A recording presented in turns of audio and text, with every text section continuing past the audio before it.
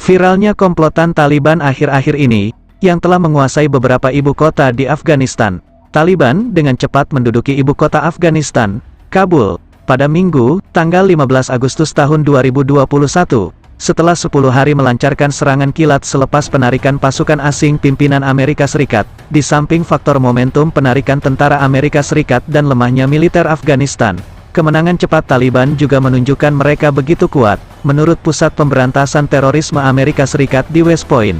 Ada perkiraan kekuatan inti kelompok Taliban berjumlah 60.000 orang. Dengan tambahan kelompok milisi dan pendukung lainnya, jumlah mereka bisa melebihi 200.000 personel. Kemudian setelah Taliban kuasai Afghanistan, mereka mengeklaim ingin menegakkan syariah atau hukum Islam versi sendiri. Lantas, dengan jumlah pasukan yang lumayan besar dan cukup persenjataan, kenapa Taliban tidak membantu Palestina yang sama-sama mayoritas Islam yang terancam diduduki Israel? Sedangkan Israel juga disokong Amerika Serikat yang sama-sama diperangi Taliban di Afghanistan.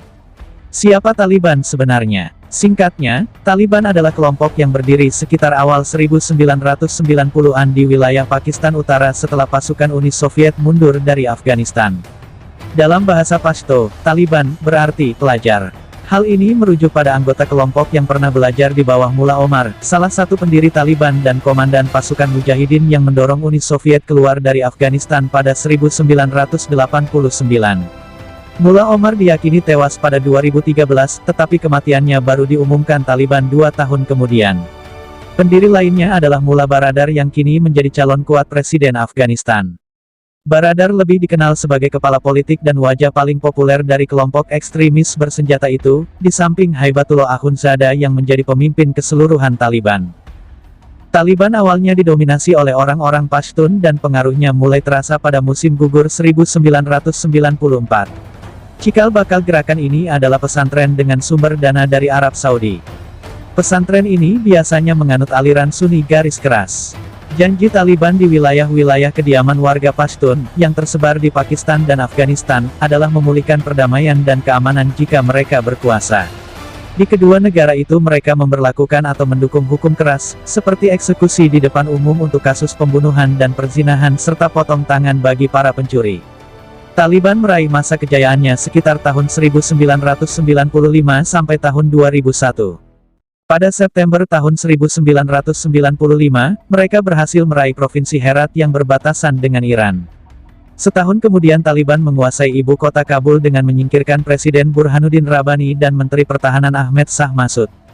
Tahun 1998, mereka sudah menguasai hampir 90% dari seluruh wilayah Afghanistan. Penduduk Afghanistan yang lelah dengan perang saudara setelah penarikan Soviet umumnya menyambut Taliban saat muncul sebagai penguasa. Popularitas awal Taliban melejit berkat keberhasilan memberantas korupsi, membatasi pelanggaran hukum, dan membuat jalanan di bawah kendali mereka. Namun, di sisi lain, Taliban melarang televisi, musik, dan bioskop, melarang anak perempuan berusia 10 tahun lebih ke sekolah, dan memaksa perempuan mengenakan burka. Kejatuhan Taliban terjadi setelah invasi Amerika ke Afghanistan, yang merespons tragedi 9/11 di World Trade Center, September tahun 2001. Taliban kala itu melindungi pemimpin Al-Qaeda, Osama bin Laden, yang disebut sebagai pelaku utama teror. Lalu kenapa Taliban tidak membantu Palestina? Dalam makalah berjudul Hamas, Taliban and the Jewish Underground, An Economist View of Radical halaman 10-11, yang ditulis Eli Berman pada September tahun 2003, disebutkan bahwa Taliban dan Hamas memiliki batasan masing-masing. Makalah yang dirilis oleh National Bureau of Economic Research di Cambridge itu menerangkan, Taliban dan Hamas memiliki asal-usul geografis dan teologi yang berbeda. Keduanya berkembang menjadi milisi yang memproduksi barang publik lokal dengan menggunakan kekerasan. Kesamaan ini bukan tanpa batasan. Satu perbedaan adalah Hamas memandang sebagian besar orang Palestina sebagai anggota potensial, sedangkan Taliban tampaknya melihat mayoritas orang Afghanistan sebagai yang harus ditaklukkan. Konflik Palestina sendiri tidak hanya melibatkan satu kubu melawan Israel, tetapi di dalam negeri juga ada perselisihan Fatah dengan Hamas. PLO, Organisasi Pembebasan Palestina, khususnya dari faksi Fatah, menjalani rivalitas dengan Hamas dalam merebut simpatik rakyat Palestina.